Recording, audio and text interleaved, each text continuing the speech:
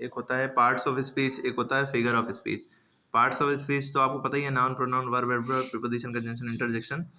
लेकिन figure of speech जो होती हैं ये सब, जिसमें हम हिंदी में अलंकार कहते हैं, इसमें सिमली, मेटाफर, ऑक्सीमोरन, ओनोमैटोपोइया, इस तरह की चीज़ें।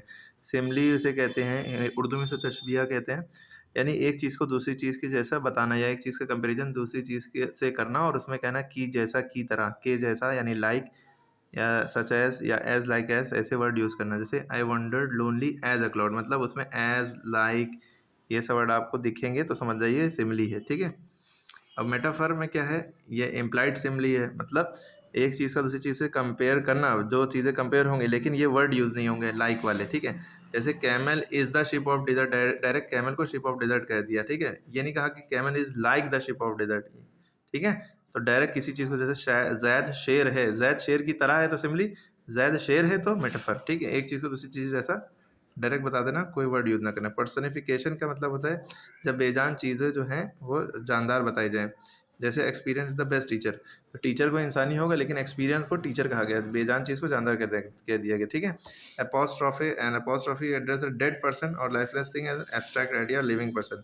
इसमें वही लगभग चीज़ है, डेड को लिविंग की तरह कहा जाता है। इसमें O death where is the sting, ठीक है? ए डेथ तुम्हारे डंक कहाँ है, इस तरह की। O judgement that you fresh, O mighty Caesar, इस तरह की चीज़ें होती हैं इसमें, ठीक है? हाइपर बोल नहीं होता, हाइपर बुली इसको पढ़ते हैं, इसका मतलब बहुत बढ़ा चढ़ा के किसी चीज़ को कहना। एम्फेटिक, बहुत ज़्यादा जोर देना, जैसे उसके पास हज़ारों हाथियों की ताकत है। She wept ocean of tear, इतना रोई कि सागर भर गए ना।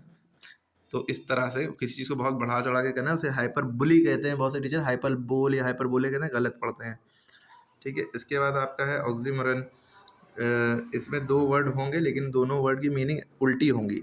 जैसे sweet pain, she is feeling sweet pain, मीठा दर्द, ठीक है? स्वीट का उल्टा मीठा, मतलब मीठा का उल्टा दर्द यहाँ पे दिखा दिया है। और उसके बाद ना कुछ, सब कुछ होते हुए भी नथ ही है, एंड हैविंग नथिंग ही है, तो उसके बाद कुछ ना होते भी सब कुछ है, नथिंग ऑल, ठीक है? क्लियर है? इस तरह की बातें होंगी उन ऑक्सीमोरन में।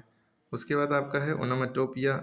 इसमें क्या होगा, ओनोमेटोपोइया consist of us using a similar sound, मतलब इसमें साउंड की बात होती है। जैसे स्नेक की साउंड हिस होती है, और हम बीज की साउंड हमिंग होती है। इस तरह की चीज़ें होंगी। और लैंग्वेज जो लिखी है ये लिखना होगा। इसमें से एक एग्जाम्पल आपको एग्जाम में लिखना होता है।